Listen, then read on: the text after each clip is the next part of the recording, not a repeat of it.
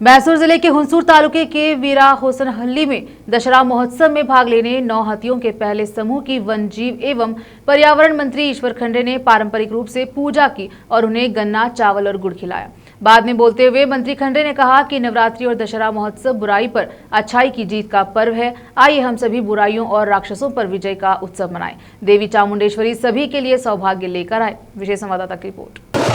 ನಾಗರಹೊಳೆ ಹುಲಿ ಸಂರಕ್ಷಿತ ಪ್ರದೇಶದಲ್ಲಿ ಈ ವರ್ಷದ ದಸರಾ ಮಹೋತ್ಸವದ ಮುನ್ನುಡಿ ಅಂತ ಹೇಳ್ಬೋದು ಗಜಪಯಣ. ಈ ಗಜಪಯಣಕ್ಕೆ ಚಾಲನೆ ಕೊಡಲಿಕ್ಕೆ ನಾನು, ವೆಂಕಟೇಶ್ ರವರು, ಹರೀಶ್ ಗೌಡ್ರವರು, ರವಿಶಂಕರ್ ಅವರು, ಪುಷ್ಪಾ ಪನ್ನಾಥ್ ರವರು, ಇತರ ನಮ್ಮ ಎಲ್ಲ ಶಾಸಕರುಗಳು ಬಂದಿದ್ದಾರೆ, ಜನಪ್ರತಿನಿಧಿಗಳು ಬಂದಿದ್ದಾರೆ, ಅಧಿಕಾರಿಗಳು ಬಂದಿದ್ದಾರೆ. ನಾವೆಲ್ಲ ಸೇರಿ ವಿದ್ಯುಕ್ತವಾಗಿ ಆನೆಗಳ ಒಂದು ಪೂಜೆಯನ್ನು ಮಾಡಿದ್ದೇವೆ.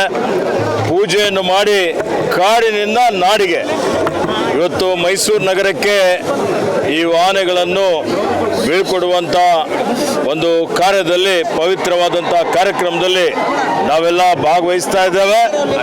ನಾನು ಅರಣ್ಯ ಸಚಿವನಾಗಿ 3ನೇ ಸಲ ಇಲ್ಲಿಗೆ ಬರ್ತಾ ಇದ್ದೇನೆ. ಈ 3ನೇ ಬಾರಿಯೂ ಸಹಿತ ಇವತ್ತು ಇಂಥ ಒಂದು ಪವಿತ್ರವಾದಂಥ ಕಾರ್ಯಕ್ರಮದಲ್ಲಿ ಭಾಗವಹಿಸಲಿಕ್ಕೆ ನನಗೆ ಅವಕಾಶ ಸಿಕ್ಕಿದ್ದಕ್ಕಾಗಿ ನಾನು ಕೃತಜ್ಞತೆಗಳನ್ನು ಸಲ್ಲಿಸ್ತಾ ಇದ್ದೇನೆ. ಅದೇ ರೀತಿಯಲ್ಲಿ ಇವತ್ತೇನು ವಿಶ್ವವಿಖ್ಯಾತ ದಸರಾ ಮಹೋತ್ಸವ ಪ್ರತಿ ವರ್ಷದಂತೆ ನಾವು ಅತ್ಯಂತ ವಿಜೃಂಭಣೆಯಿಂದ ಆಚರಣೆ ಮಾಡ್ತಾ ಇದ್ದೀವಿ. ಇವತ್ತು ಅದರ ಪ್ರಮುಖವಾದಂಥ ಒಂದು ಆಕರ್ಷಣೆ ಅಂತ ಹೇಳಿದರೆ ಜಂಬೂ ಸವಾರಿ.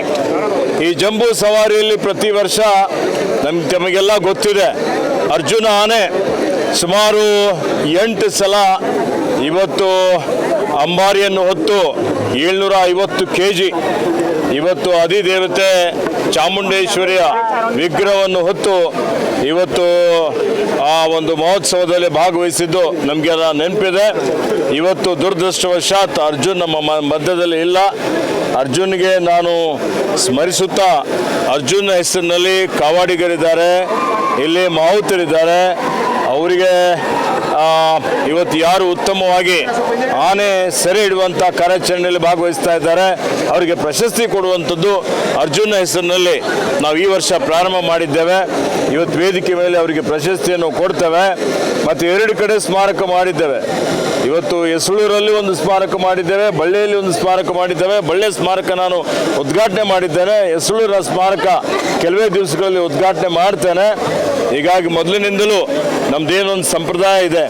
ಹಿಂದೆ ಇವತ್ತು ಜಯಚಾಮರಾಜೇಂದ್ರ ಮಹಾರಾಜರಿದ್ದಾಗಿ ನಡ್ಕೊಂಡು ವಿಜಯನಗರ ಅರಸರ ಕಾಲದಿಂದಲೂ ಈ ಒಂದು ದಸರಾ ಮಹೋತ್ಸವ ಇಡೀ ಜಗತ್ತಿನಲ್ಲಿ ವಿಶಿಷ್ಟವಾಗಿ ಆಚರಣೆ ಮಾಡುವಂಥದ್ದು ನಮ್ಮ ಕರ್ನಾಟಕ ರಾಜ್ಯ ಮೈಸೂರಿನ ದಸರಾ. ಸಾವೊಂದು ನಿಮಿತ್ತ ಈ ವರ್ಷವೂ ಸಹಿತ ಇವತ್ತು 9 ಆನೆಗಳು ಈಗ ಇಲ್ಲಿಂದ ಮೈಸೂರಿಗೆ ಹೋಗ್ತಾ ಇದ್ದಾವೆ, ಅರಮನೆ ನಗರಿಗೆ ಹೋಗ್ತಾ ಇದ್ದಾವೆ.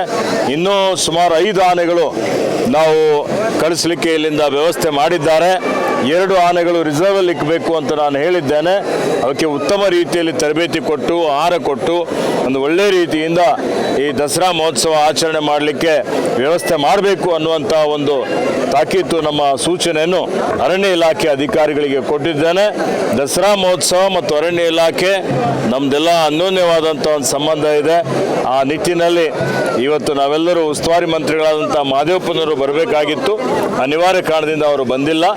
ಮತ್ತು ಸನ್ಮಾನ್ಯ ನಮ್ಮೆಲ್ಲರ ನೆಚ್ಚಿನ ನಾಯಕರಾದಂಥ ಶ್ರೀ ಸಿದ್ದರಾಮಯ್ಯಜಿಯವರು, ಉಪಮುಖ್ಯಮಂತ್ರಿ ಆದಂಥ ಶ್ರೀ ಡಿ.ಕೆ. ಶಿವಕುಮಾರ್ ಅವರು, ಎಲ್ಲ ನಮ್ಮ ಸಚಿವ ಸಂಪುಟದ ಸದಸ್ಯರು ಈ ದಸರಾ ಮಹೋತ್ಸವದಲ್ಲಿ ಶಾಸಕರೆಲ್ಲರೂ ಭಾಗವಹಿಸ್ತಾರೆ. ಮತ್ತು ನಾವೆಲ್ಲ ಯಶಸ್ವಿಯಾಗಿ ಈ ದಸರಾ ಮಹೋತ್ಸವ ಜರುಗಲಿ ಮತ್ತು ಚಾಮುಂಡಿ ದೇವಿ ಆಶೀರ್ವಾದ ಕರ್ನಾಟಕ ರಾಜ್ಯದ ಮೇಲೆ ಇರಲಿ. ಒಳ್ಳೆ ಉತ್ತಮವಾಗಿ ಮಳೆ ಆಗಲಿ, ಬೆಳೆ ಆಗಲಿ, ಎಲ್ಲರಿಗೂ ಸುಖ, ಶಾಂತಿ, ಸಮೃದ್ಧಿ, ನೆಮ್ಮದಿ ಕೊಡಲಿ ಅಂತೇಳಿ ಚಾಮುಂಡಿ